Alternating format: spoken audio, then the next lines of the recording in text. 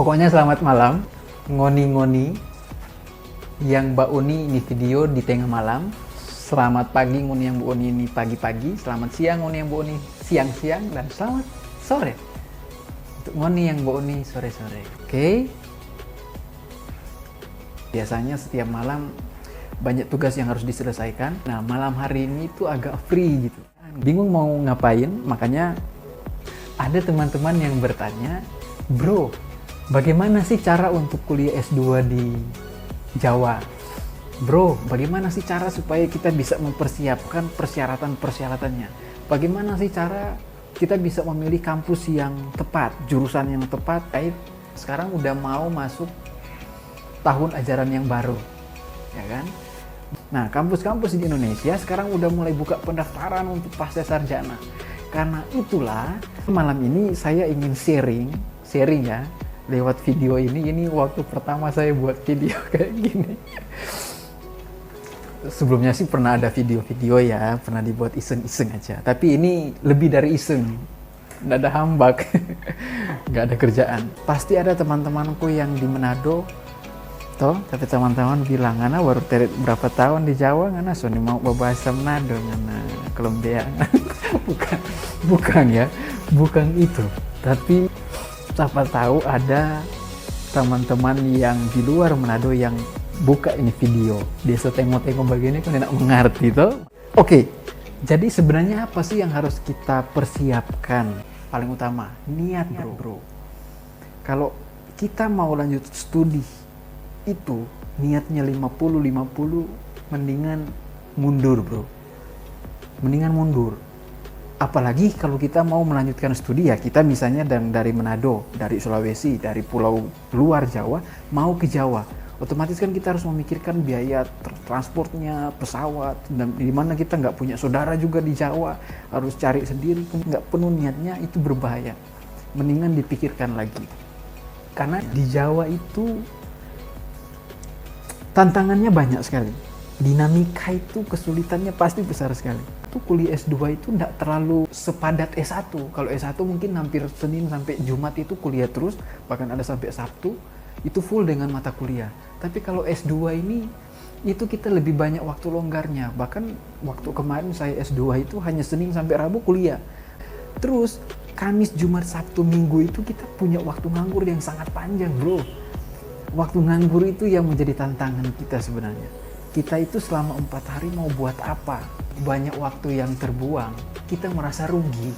Saya kebetulan ada satu kelas sama saya, dia punya satu les privat, dan dia sebenarnya nggak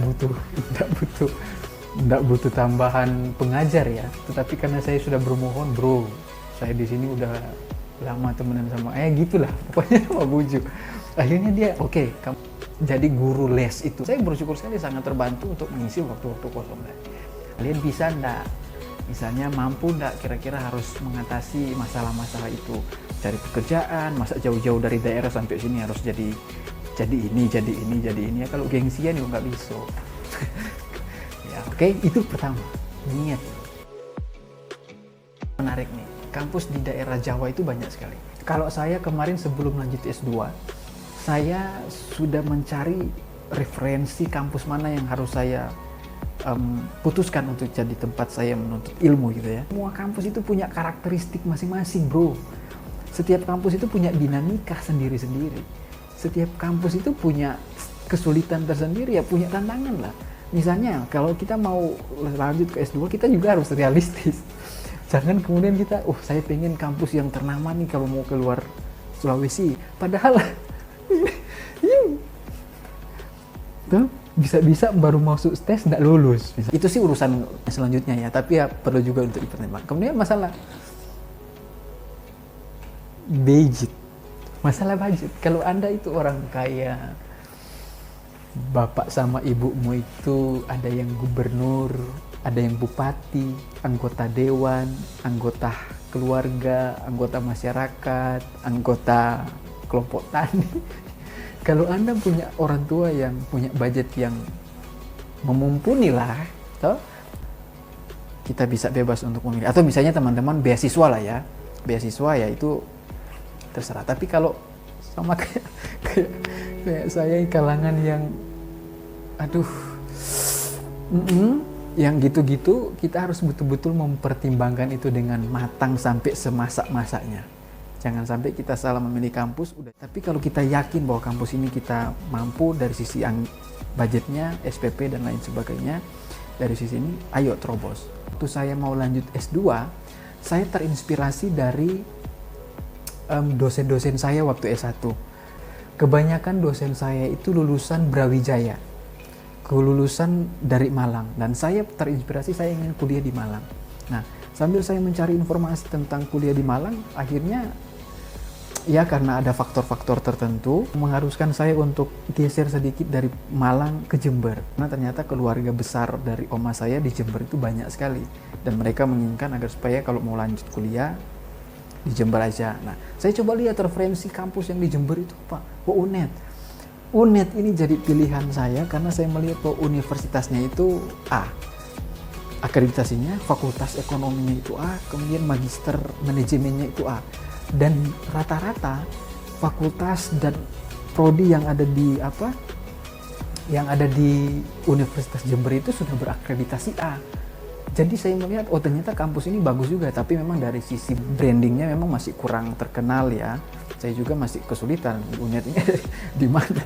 UNED ini ada di laut mana gitu ya. Ternyata bagus juga. Ketika kuliah dan sudah menikmati beberapa tahun di UNED, saya merasa puas dengan pelayanan, dengan dosen-dosen juga yang kemudian ya bisa dibilang bisa bersaing lah dengan kampus-kampus bagus yang saat ini terkenal. Dan jangan lupa UNED sekarang ada di posisi ke-18 itu dari survei mana, dan ada dari survei nanti dia itu masuk dalam kategori 10 besar, ada surveinya, nanti saya kasih tahu. Nah itu kenapa sampai saya memilih ke Jember. Nah, untuk Anda yang mau lanjut kuliah, Anda harus fikskan dulu agar supaya apapun tantangan, apapun yang harus Anda alami, yaitu betul-betul datang dari hati. Keputusan untuk memilih fakultas, memilih jurusan, bahkan memilih kampus itu adalah pertimbangan yang harus betul-betul matang sampai masak-masak gitu ya. Yang ketiga adalah, bro, gimana sih supaya kita bisa keterima di saat tes? Ini bahaya, bro.